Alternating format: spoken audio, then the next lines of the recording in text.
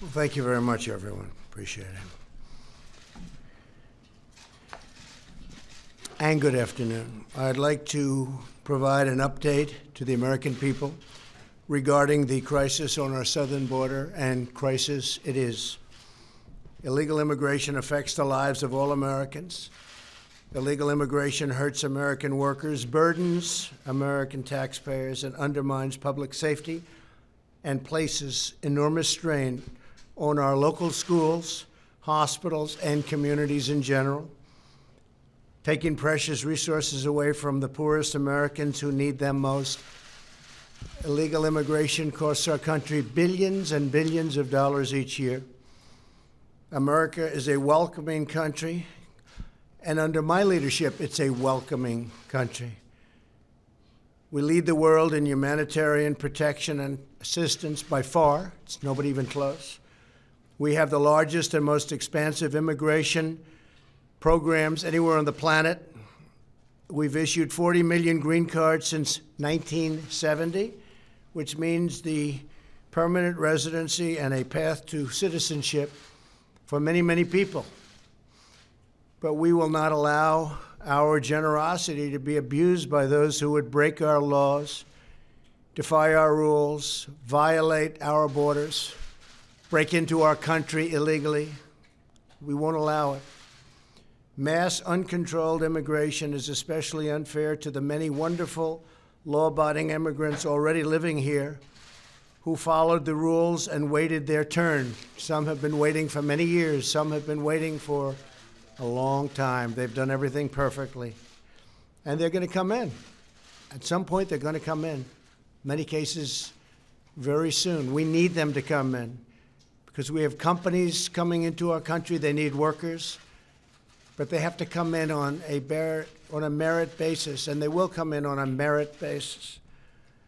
The communities are often left to bear the cost and the influx of people that come in illegally. We can't allow that.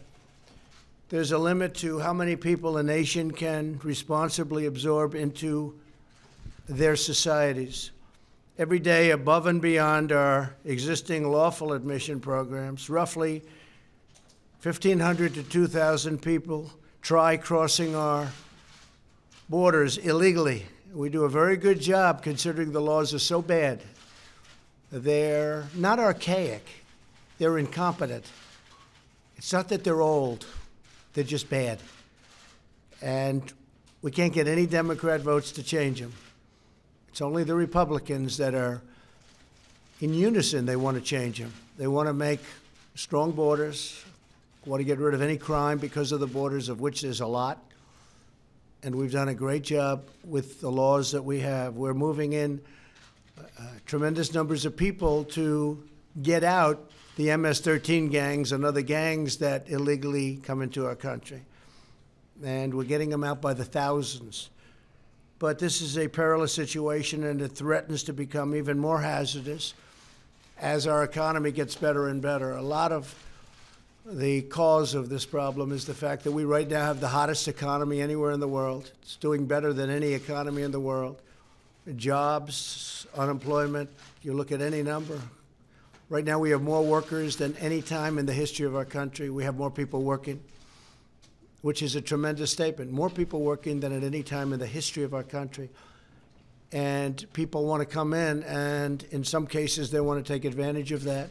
And that's okay, and we want them to come in, but they have to come in through merit. They have to come in legally. At this very moment, large, well-organized caravans of migrants are marching toward our southern border. Some people call it an invasion. It's like an invasion. They have violently overrun the Mexican border. You saw that 2 days ago. These are tough people in many cases. A lot of young men, strong men, and a lot of men that maybe we don't want in our country. But again, we'll find that out through the legal process. But they've overrun the Mexican police, and they've overrun and hurt badly Mexican soldiers. So this isn't an innocent group of people. There's a large number of people that are tough. They've injured, they've attacked, and the Mexican police and military has actually suffered. And I appreciate what Mexico is trying to do. So let me begin by stating that these illegal caravans will not be allowed into the United States, and they should turn back now because they're wasting their time. They should apply to come into our country. We want them to come into our country very much. We need people to help us with all of these companies that are coming in. We've never had anything like this. We have car companies coming in. We have Foxconn, so involved with the manufacturing of Apple products, coming in Wisconsin. We have a lot of companies coming in, but they have to apply, and they have to be wonderful people that are going to love our country and work hard. And we've already dispatched for the border the United States military, and they will do the job. They're setting up right now, and they're preparing. We hope nothing happens. But if it does, we are totally prepared. Greatest military anywhere in the world, and it's going to be and is now in great shape, no longer depleted like it was when I took over as the President of the United States. The government of Mexico has generously offered asylum, jobs, education, and medical care for people within the caravan, but many members of the caravan have refused these offers, which demonstrate that these migrants are not legitimate asylum seekers. They're not looking for protection because if they were, they'd be able to get it from Mexico. Mexico has agreed to take them in and encourage them to stay. But they don't want to stay. They want to come into the United States. So this is no longer safety, and asylum is about safety. Asylum is not a program for those living in poverty. There are billions of people in the world living at the poverty level. The United States cannot possibly absorb them all.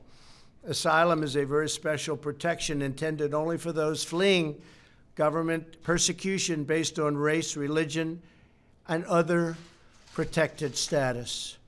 These caravans and illegal migrants are drawn to our country by Democrat-backed laws and left-wing judicial rulings. We're getting rulings that are so ridiculous, so bad. They're writing the laws. Can't do that. Collectively known as an example, catch and release. It's a disgrace that we have to put up with it. These policies lead to the release of illegal aliens into our communities after they've been apprehended. But we're not releasing anymore. Big change as of a couple of days ago. We're going to no longer release. We're going to catch. We're not going to release. They're going to stay with us until the deportation hearing or the asylum hearing takes place. So we're not releasing them into the community. We have millions of people that over the years have been released into the community. They never show up for the trials. They never come back. They're never seen again. And those people, they know who they are. And we know a lot of where they are, who they are, and those people will be deported, directly deported. The biggest loophole drawing illegal aliens to our borders is the use of fraudulent or meritless asylum claims to gain entry into our great country. An alien simply crosses the border illegally, finds a Border Patrol agent, and using well-coached language by lawyers and others that stand there and trying to get fees or whatever they can get, they're given a phrase to read. They never heard of the phrase before. They don't believe in the phrase. But they're given a little legal statement to read. And they read it. And now all of a sudden they're supposed to qualify. But that's not the reason they're here. This merely asserts the need for asylum and then often released into the United States, and they await a lengthy court process. The court process will take years sometimes for them to attend. Well, we're not releasing them into our country any longer. They'll wait for long periods of time. We're putting up massive cities of tents. The military is helping us incredibly well. I want to thank the Army Corps of Engineers. They've been so efficient, so good, so talented. We have thousands of tents. We have a lot of tents. We have a lot of everything. We're going to hold them right there. We're not letting them into our country, and then they never show up, almost. It's like a level of 3%. they never show up for the trial. So by the time their trial comes, they're gone. Nobody knows where they are. But we know where a lot of them are, and they're going to be deported. There are now nearly 700,000 aliens inside the United States awaiting adjudication of their claims. Most of these people, we have no idea how they got there, why they got there, and the number is actually going to be a much larger number as we look at all of the data. So if you look at just at a minimal number, it's the size of Vermont or bigger. And the overall number could be 10 million people, could be 12 million people, could be 20 million people. The record keeping from past administrations has not exactly been very good. As human smugglers and traffickers have learned how the game is played and how to game the system, we have witnessed a staggering 1,700 increase in asylum claims since the year 2010. They understand the law better than the lawyers understand the law. You have a lot of professionalism there. You have a lot of professionalism involved with setting up the caravans. You take a look at the way that's happening. Even the countries, you look at Honduras and El Salvador, and you look at what's happening at the different levels in different countries or what's happening on the streets. There's a lot of professionalism taking place, and there seems to be a lot of money passing. And then all of a sudden, out of the blue, these big caravans are formed, and they start marching up. Got a long way to go.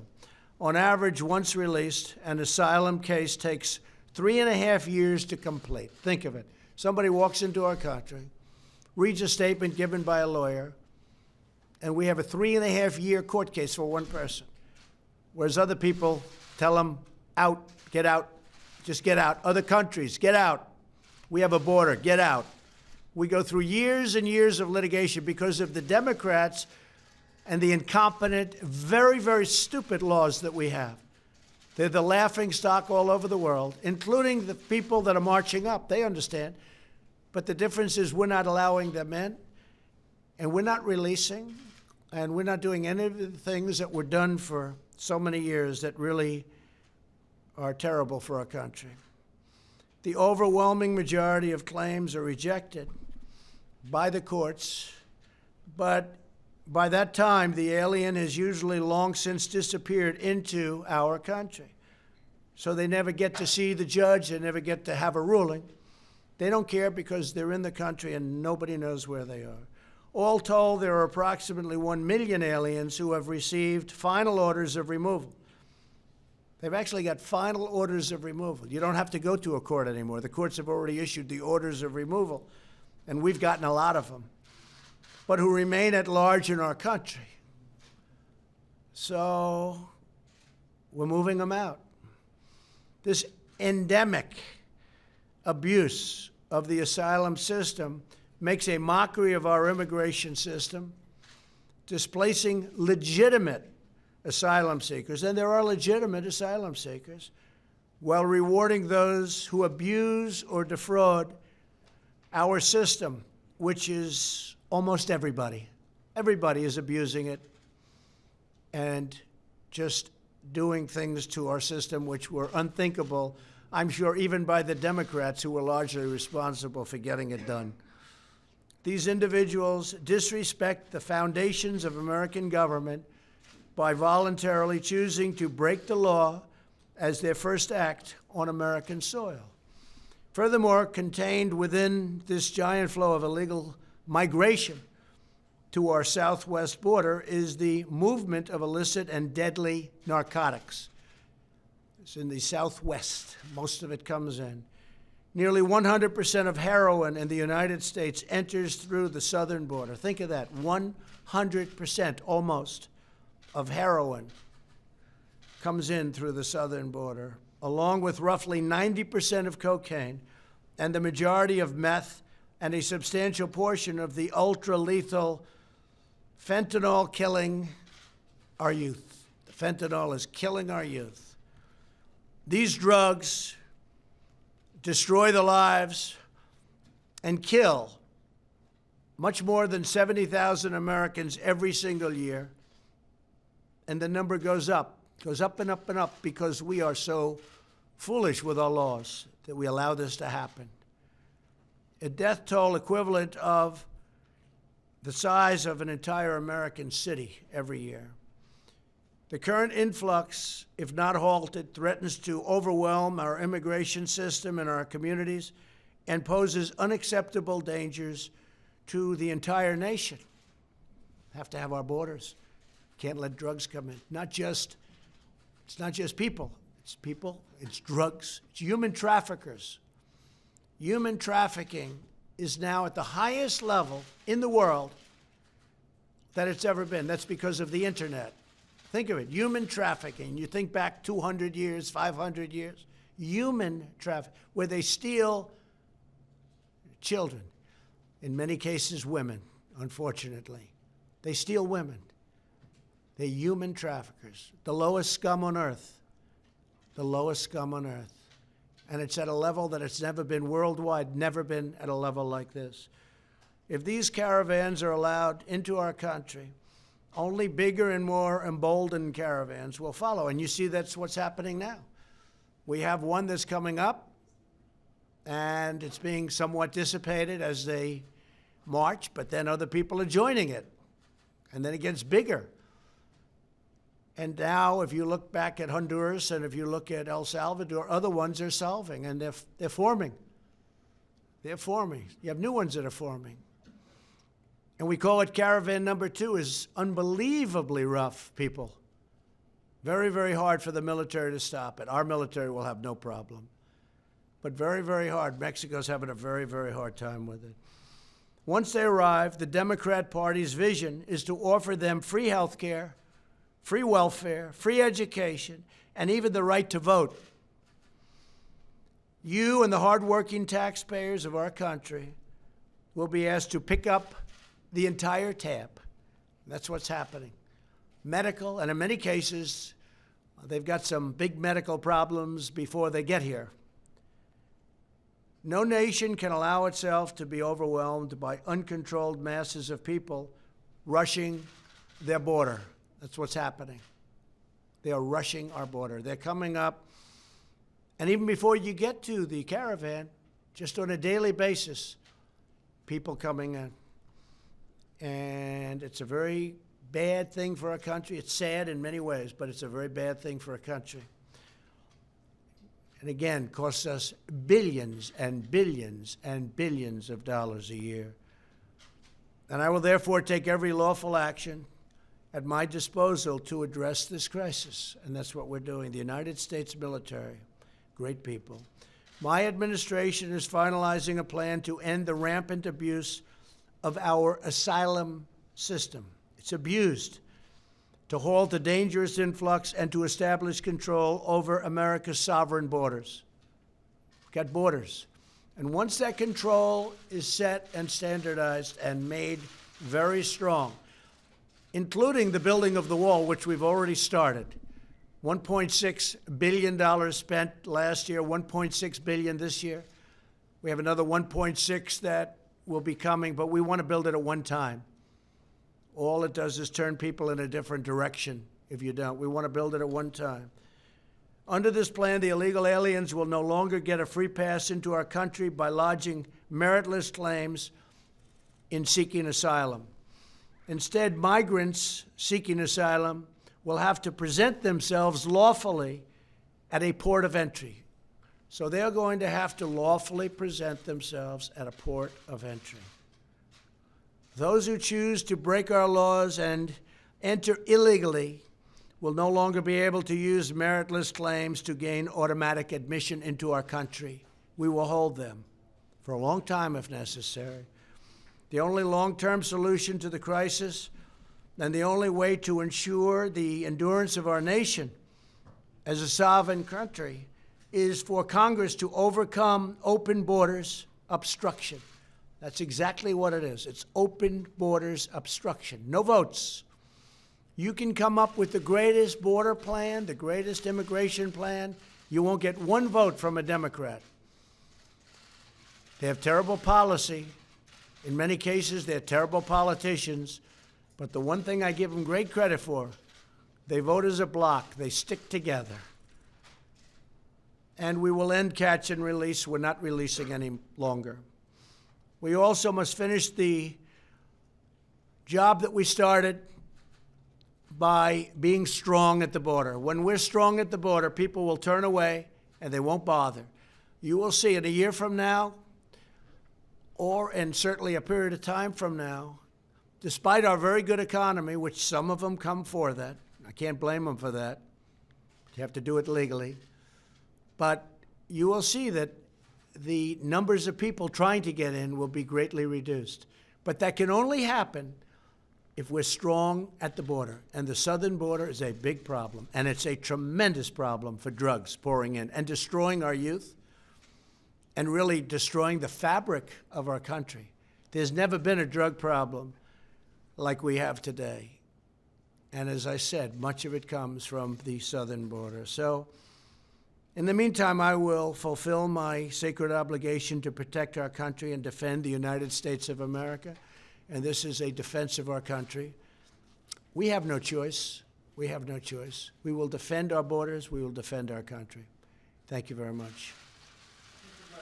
President, what happens to the children then? If you're ending catch and release, what happens to those children? Do they stay released? We're working on a system where they stay together, but I will say that by doing that, tremendous numbers, and under the Obama plan, you could separate children. They never did anything about that. Nobody talks about that. But under President Obama, they separated children from the parents.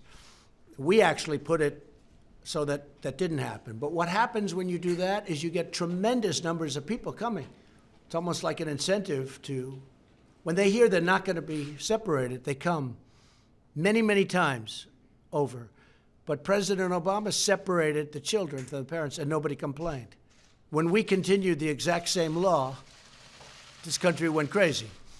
So we are going to continue and try to continue what we're doing. But it is a tremendous incentive for people to try. But it's going to be very, very hard for people to come into our country. So we think we'll be able to do that. How do you plan to them firing upon any of these people? Could you see? I hope not. I hope not. It's the military. I hope there won't be that. But I will tell you this: anybody throwing stones, rocks, like they did to Mexico and the Mexican military, Mexican police, where they badly hurt police and soldiers of Mexico, we will consider that a firearm. Because there's not much difference when you get hit in the face with a rock, which, as you know, it was very violent a few days ago, very, very violent. That break-in, it was a break-in of a country. They broke into Mexico.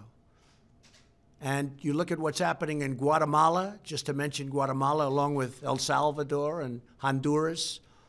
It's disgraceful that those countries aren't able to stop this, because they should be able to stop it before it starts.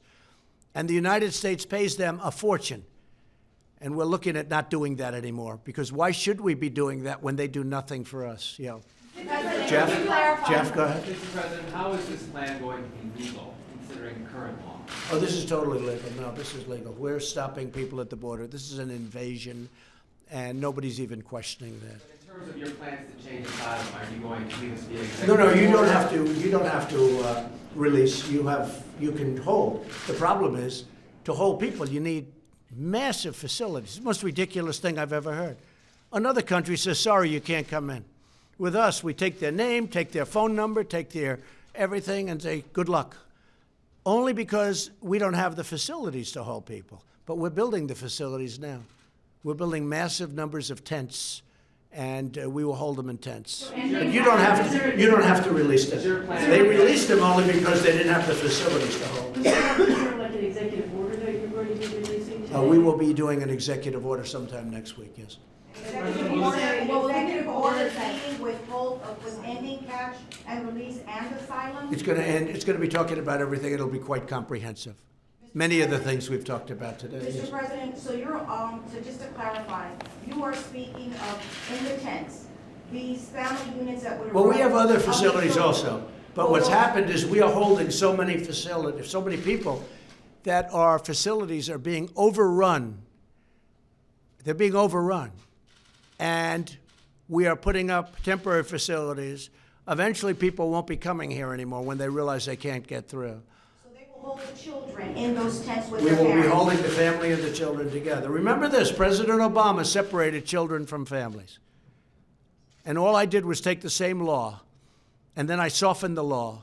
But by softening the law, many people come up that would not have come up if there was separation. What do you say But to the you're saying critics that you who, want, Mr. President, what do you say to the critics who think this is a political thing before the midterm? There's nothing political about a caravan of thousands of people, and now others forming, pouring up into our country. We have no idea who they are. All we know is they're pretty tough people when they can blast through the Mexican military and Mexican police. They're pretty tough people.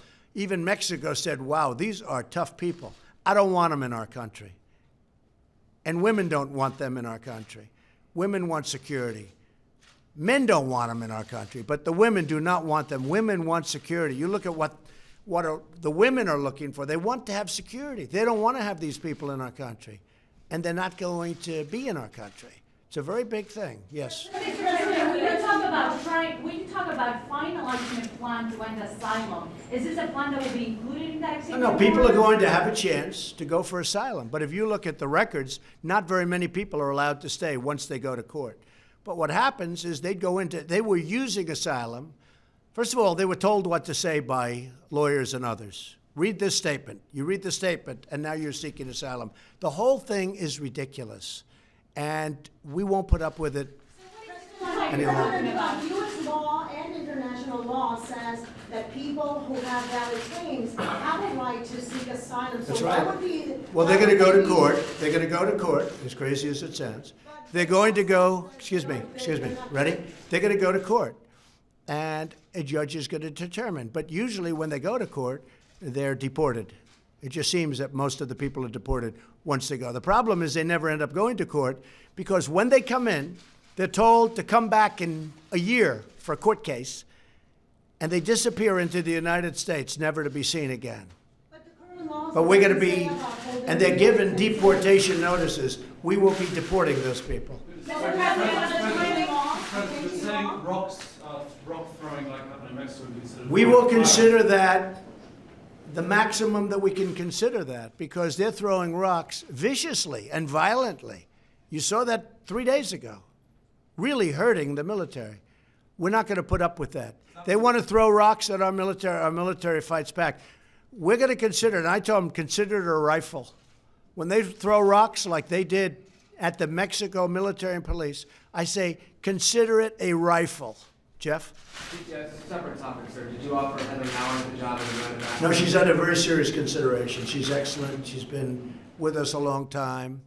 She's been a supporter for a long time, and she's really excellent. So she's under very serious. We'll probably make a decision next week. We have a lot of people that want the job, and there are a lot of really great people, but we'll be talking about that next week sometime. Did you see Oprah Winfrey's comments today? I didn't. What did she say? She was campaigning in Georgia at the same time that Vice President Pence was.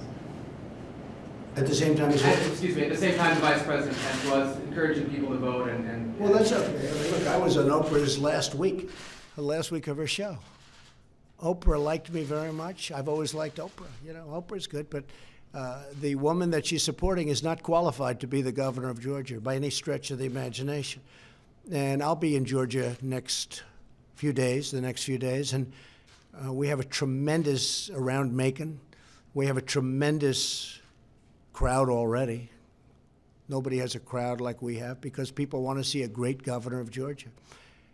And I think Brian's going to be a great governor of Georgia. I think he'll be a fantastic governor. He's totally qualified. She is not qualified to be the governor of Georgia. She's not qualified. And Georgia's a great state. It's a great, great state. Take a look at her past, take a look at her history, take a look at what she wants to do and what she has in mind for the state. That state will be in big, big trouble very quickly. And the people of Georgia don't want that. Question? We just received an update on an election integrity. Can you say for a fact that our elections are Yeah. I just met with the FBI, with Chris, and the Justice Department, and with Secretary Nielsen, and they've spent a lot of time and effort and some money on making sure that everything with respect to the election coming up in 5 days is going to be perfect and safe. There will be hopefully no meddling, no tampering, no nothing. And we spent a lot. Now, President Obama had the chance to do that in September before 16, but he chose not to do that because he thought Hillary Clinton was going to win. And while everybody agrees it didn't affect the vote at all, nevertheless, he could have done things that probably would have made it a little more obvious, a little clearer. But he was told by the FBI in September before the election in 16 about potential meddling or potential Russian meddling, and he did nothing about it. He didn't do that because he thought that Hillary Clinton would win. All right, one more. Are you optimistic that you can still get continuing resolution through December 7th for Homeland Security Monday? Even if the Democrats take the House? I think we're going to do very well in the election. I must tell you, if you look at the races, if you look at the Senate, which is very important, obviously. I'm leaving today. I'll be in Missouri, and I'll be touching down at a number of places over the next 5 days. But I think we're doing very well in the Senate, and I think we're doing very well in the House. The only problem is with the House, there's so many people. I'd like to stop for every one of them, but there's so many people. But I think we're doing very well in the House. I think people want to see strong borders. I think they want to see security. They want to see good health care. They want to see the things that we're providing. They don't want to have their taxes increased. We're decreasing their taxes. We just announced yesterday, you probably heard, Kevin Brady put it out, a reduction of tax. We're going for a reduction of middle income tax of 10%. The Democrats want to, double up your taxes. In some cases, you'll have to pay 3 times what you're paying right now in order to get bad health care. And so what we're doing is something that I think the people want, and I think we're going to do very well in the election, even though history says that whoever the president may be, it trends the other way. It certainly does seem that way, but nobody's ever been president that has the greatest economy in the history of our country. This is the greatest economy in the history of our country. These are the greatest unemployment and employment numbers in the history of our country. Nobody's ever had that to campaign with, so I do. Thank you all very much. I appreciate it. Thank you.